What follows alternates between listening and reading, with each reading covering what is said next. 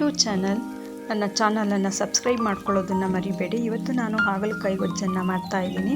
ಇದು ತುಂಬ ರುಚಿಯಾಗಿರುತ್ತೆ. ಹಾಗಲಕಾಯಿ ಗೊಜ್ಜನ್ನು ಮಾಡೋದಕ್ಕೆ ಏನೇನು ಬೇಕು ಅಂತ ನೋಡ್ಕೊಳ್ಳೋಣ. ಹಾಗಲಕಾಯಿನ ತೊಗೊಂಡಿದ್ದೀನಿ. ಹಾಗಲಕಾಯಿನ ಸಣ್ಣದಾಗಿ ಹೆಚ್ಚಿಕೊಂಡು ಒಂದು 2-3 ಸಲ ಚೆನ್ನಾಗಿ ನೀರಲ್ಲಿ ತೊಳೆದು ಇಟ್ಕೋಬೇಕು.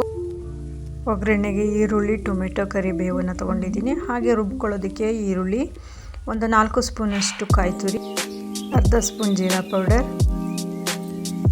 1 ಸ್ಪೂನಷ್ಟು ಧನಿಯಾ ಪೌಡರ್, 1 ಸ್ಪೂನಷ್ಟು ಚಿಲ್ಲಿ ಪೌಡರನ್ನು ಸೇರಿಸ್ಕೊಳ್ತಾ ಇದ್ದೀನಿ.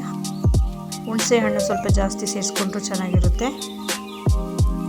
ಬಾಣಲೆಗೆ 4 ಸ್ಪೂನಷ್ಟು ಎಣ್ಣೆಯನ್ನು ಹಾಕ್ಕೊಂಡಿದ್ದೀನಿ. ಎಣ್ಣೆ ಬಿಸಿ ಆದಮೇಲೆ ಸಾಸಿವೆಯನ್ನು ಹಾಕ್ಕೊಂಡಿದ್ದೀನಿ. ಹಾಗೆ ಸಣ್ಣದಾಗಿ ಹೆಚ್ಚಿರುವಂಥ ಈರುಳ್ಳಿಯನ್ನು ಸೇರಿಸ್ಕೊಳ್ತಾ ಇದ್ದೀನಿ. ಒಂದು 4 ಇಷ್ಟಷ್ಟು ಬೆಳ್ಳುಳ್ಳಿ, ಸ್ವಲ್ಪ ಕರಿಬೇವನ್ನು ಸೇರಿಸ್ಕೊಂಡು ಚೆನ್ನಾಗಿ ಫ್ರೈ ಮಾಡ್ಕೋಬೇಕು. ಇದು ಫ್ರೈ ಆದಮೇಲೆ ನಾವು ಹೆಚ್ಚಿಟ್ಕೊಂಡಿರುವಂಥ ಹಾಗಲಕಾಯಿ ತುಂಡುಗಳನ್ನು ಸೇರಿಸ್ಕೊಳ್ತಾ ಇದ್ದೀನಿ.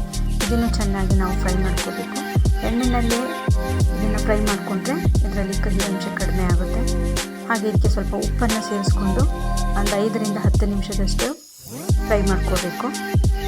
ಈ ರೀತಿ ಫ್ರೈ ಮಾಡಿಕೊಂಡ್ರೆ ಹಾಗಲಕಾಯಿ ಎಣ್ಣೆಯಲ್ಲಿ ಚೆನ್ನಾಗಿ ಬೇಯುತ್ತೆ.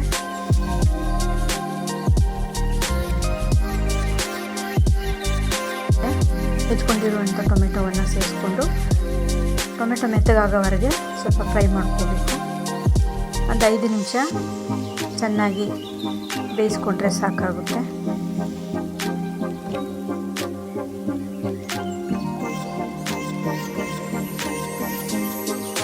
ಟೊಮೆಟೊ ಚೆನ್ನಾಗಿ ಮೆತ್ತಗಾಗಿದೆ, ಹಾಗಲಕಾಯಿ ಚೆನ್ನಾಗಿ ಬೆಂದಿದೆ. ಕೊಂಡಿರುವಂಥ ಮಸಾಲೆಯನ್ನು ಸೇರಿಸ್ಕೊಳ್ತಾ ಇದ್ದೀನಿ.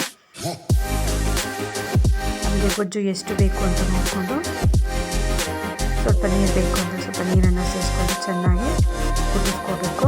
ರುಚಿಗೆ ತಕ್ಕಷ್ಟು ಉಪ್ಪನ್ನು ಸೇರಿಸ್ಕೊಳ್ತಾ ಇದ್ದೀನಿ. ಈಗ ಹಾಗಲಕಾಯಿ ಗೊಜ್ಜು ರೆಡಿಯಾಗಿದೆ. ರೊಟ್ಟಿ, ಚಪಾತಿ ಯಾವುದ್ರ ಜೊತೆಗಾದ್ರೂ ಹಾಗಲಕಾಯಿ ಗೊಜ್ಜು ತುಂಬ ರುಚಿಯಾಗಿರುತ್ತೆ. ಹಾಗೂ ಕಹಿ ಅಂಶನೂ ಇರೋದಿಲ್ಲ. Thank you.